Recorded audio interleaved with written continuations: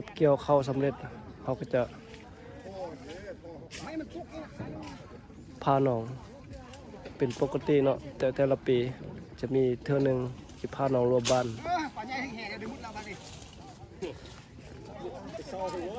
เอาโอ้ป่าปิ้ง ปี พี่ ตั น้อ ว ง ใหญ่เห็นไหม เดี๋ยวไอ้ห้อยไปตาแซบ มันก็ยกโคกทางสารมอ นี่กำลังปิ้งนะ กินเพียนพอดี อันนี้ตำมะฮง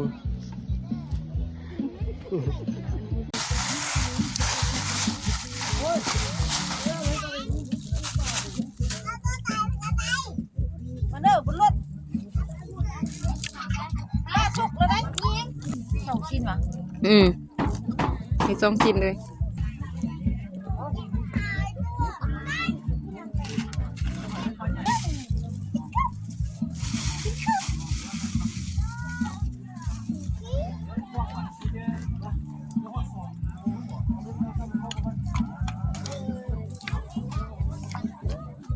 โอ้ยการแบ่งกระดูกให้เมียอยู่อ่ะไปลูกหลานมันบอกเอาหมาว่ะ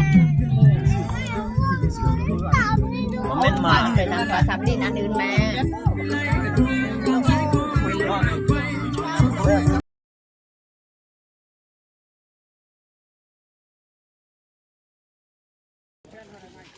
สบายดีหากินที่น้ำมนต์มื้อนี้จะพาพี่น้องมาลงหนองพาหนองลงหนองรวมบ้านเนาะอันนี้ว่าพาหนองรวมบ้านหลังจากเก็บเกี่ยวเข้าสำเร็จเขาก็จะพาหนองเป็นปกติเนาะแต่ละปีจะมีเทื่อหนึ่งที่พาหนองรวมบ้าน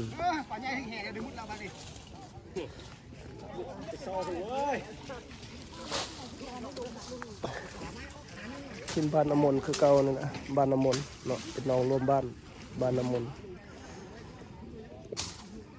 มื้อนี้วันที่24เดือน11 2024เนาะทุกคนเกี่ยมลงห้างลงแพเนาะตัวนี้จะเป็นตัวสีขาวทุกคนเป็นแพเฮา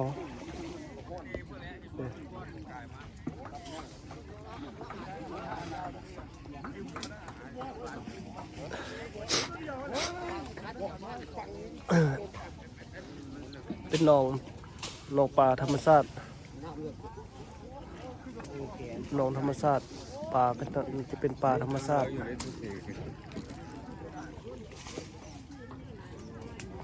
ปลาที่มันขึ้นมาไข่ยำฤดูฝนแล้วฤดูหลังจากฝนหยุดแล้วมันก็จะลงหนองนี้เนาะปลามันก็จะลงมาอาศัยอยู่หนองนี้เดี๋ยวก็จะมาพารวมกันหมดบ้านเราท้าเบิ่งสิพอมีปลาให้พอได้อยู่ได้กินอยู่บ่เราท้ารับสมกันเด้อพี่น้อง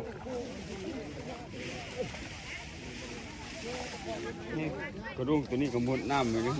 มันเหล็กเนาะหมายไว้เด้ของเพิ่นที่บอกนั่นมีห้างเขาบ่มี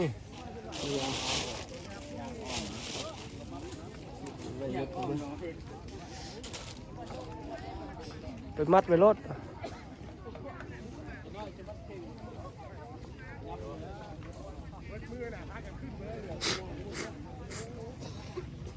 เริ่มพากันทยอยลงมาหลายแล้วเด้อนะยังสิมาได้ก็มีเนาะผมกำลังไหลลงมาพูดไปอยู่วางกลางนะจอกันได้ละวันแห่จอก็ยาแล้วเนี่ยได้เนาะมันไผมันเอาไปรถ อันนี้น้องสายน้องสาย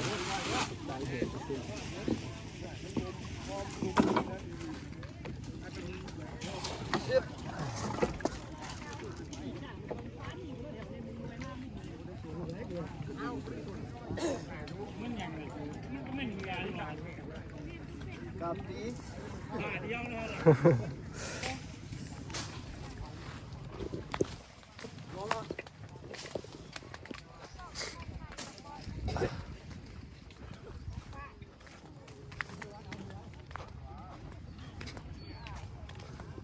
สมบรรยากาศ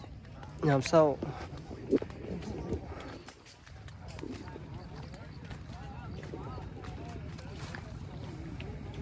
ยกรัวนี่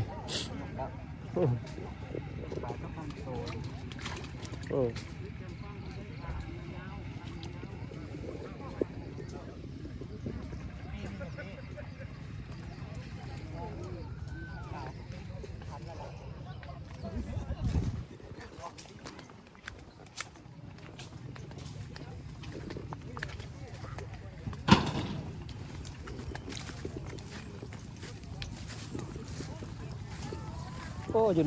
บนนี้คักเนาะยกกระดงยกสะดงนี่คักนั่นนะ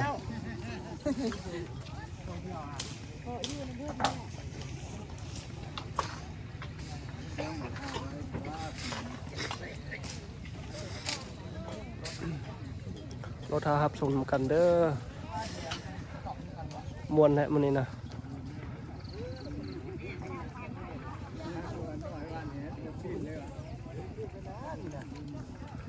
ประมาณ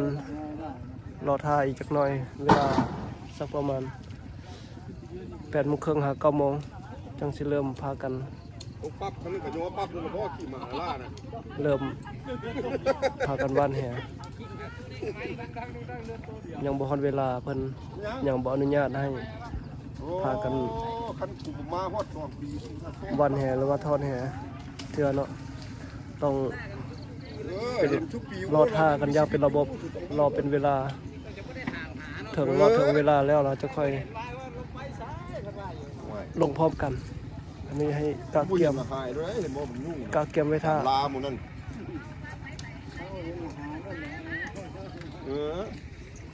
นองนี่นองปีเปิดปฐมฤกษ์การลาสิ่งแห่เลย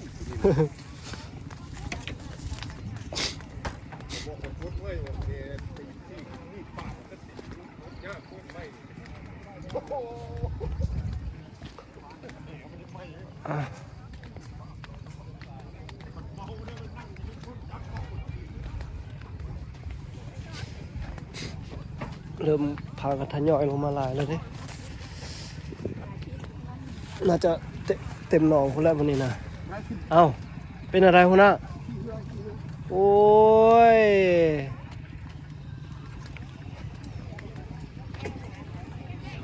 เลิกพลวะพุยเลิกวะเด็กเอาเท่านี้ดิเด้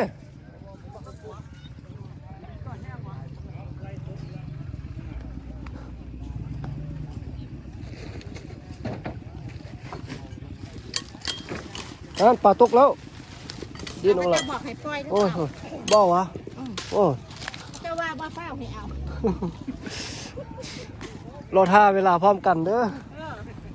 เอาใจเย็นอีกจังน้อย ถ้าเอาพร้อมกันก็บ่เสีย ถ้าเอาพร้อมกันมันจังมวนหลายคนพร้อมกัน หนาวไปเลย มือละขั้น เบิ่ง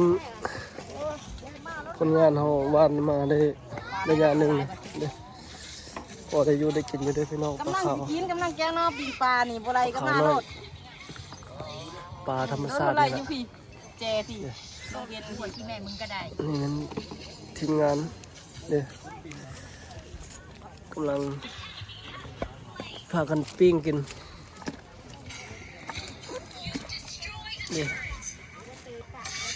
พอได้อยู่ได้กินอยู่หน่อยนึง คือบ่มาป่ะมาเลยมันคือ นี่กำลัง สิบ่ฮู้สมบ่ดูพี่ ทำการครัวทำการเฮ็ดลาบเฮ็ดก้อยกิน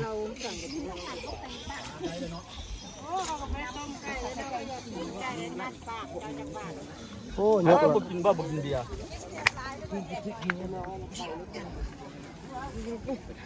เจ้าได้ชนะว่ากับค่อยเมื่อคืนนี่ได้ชนะ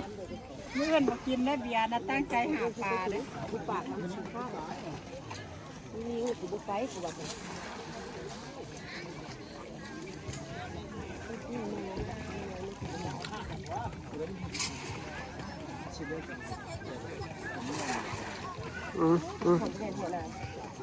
ข้าวน้อย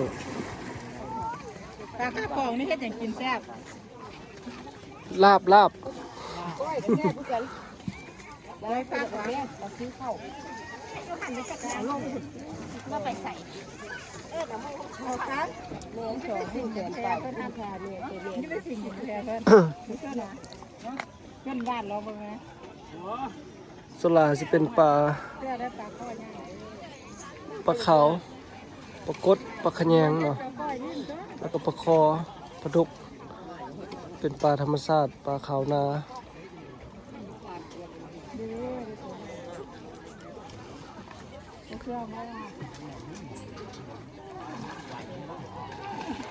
ตามวนนะพี่น้อง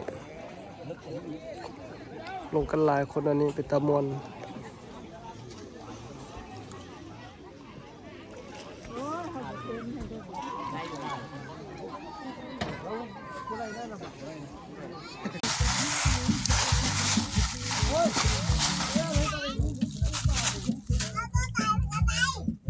มาเด้อบนรถ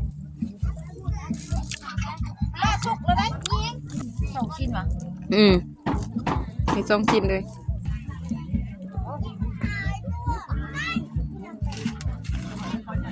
เอาโอ้ป่าปิ้ง ปีตัวใหญ่เห็นไหม เดือกไอ้ห้อยเป็นตาแซ่บ มันก็ยกโคกทางสารมอ นี่กำลังปิ้งนะ กินเพียงพอดี อันนี้ตำมะฮงตำมะฮงเลยโอ้ครับปิ้งปลาตำมะฮงกลางทุ่งไร่ทุ่งนาแคมป์หนองตอนเช้าผลงานตอนเช้าเดี๋ยวตอนสวยตอนบ่ายเราจะค่อยมาชมผลงานนำกันเติม ตำมะทุง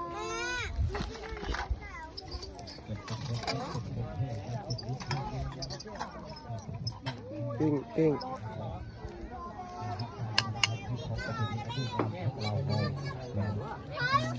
เราส่งเสริมเพลงเราวัฒนธรรมที่พบประเพณีอันดีงามของเราเรื่องจะทำแต่ได้บ้างไม่ได้หลายจอบก็เลย ยก เอาสบายดีพี่น้อง โอ้ปลาขาวน้อย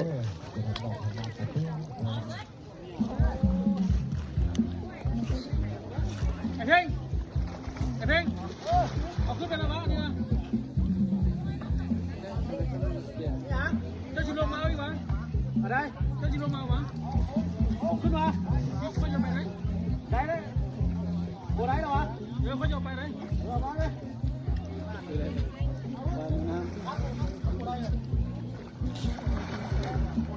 คำมากินข้าวก่อนไหมโพย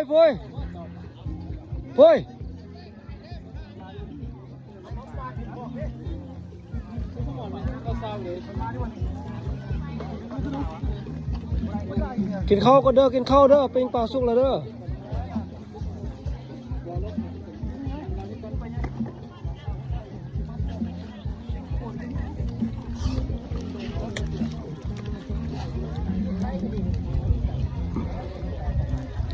ปลาหนองธรรมชาติก็อาจจะบ่หลายคือปลาแบบหนองเลี้ยงเนาะมันเป็นปลาธรรมชาติแท้ๆปลาที่ออกจากทงไฮทงนาเพราะว่าอ้อมข้างก็จะมีเป็นทงนาส่วนหลักเป็นทงนาเบิดเลยเนาะบ้านเป็นทงนาน้ำแห้งเกี่ยวเข้าแล้วปลาก็จะลงไปหาบ่อนที่มีน้ำลงหนองและลงสระเราก็จะมาทำการพาหน่วยบ้านนำกันผู้ได้หลายก็ได้หลายผู้ได้น้อยก็ได้น้อยมันกระเทาะมันไทยมันมีแกงนอไม้ ใส่ปลาเมื่อกี้นั่นมาสุกุจิโอ้ยหมดคำ เมนู ม่วงยังบ่เลยเอานะ กินข้าวกลางท้องไห้ท้องนาเป็นก้อยปลาหลายเมนูเยอะได้นี่นี่ส้มตำนี่ส้มผัก เนียนทันได้หน้าเนียน ส้มตำส้มผักกินกับปิ้งตำปิ้งปลาเนาะปิ้งปลาขาวปิ้งปลาธรรมชาติกินตามท้องไห้ท้องนาเป็นกระแซวได้พี่น้อง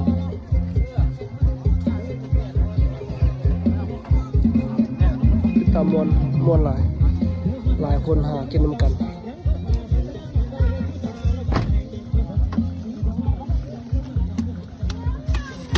โอ้ยการแบ่งกระดูกให้เมียอยู่อ่ะไปโรงพยาบาลมาที่บอกกับหมาว่ะ เอาสำหรับคลิปนี้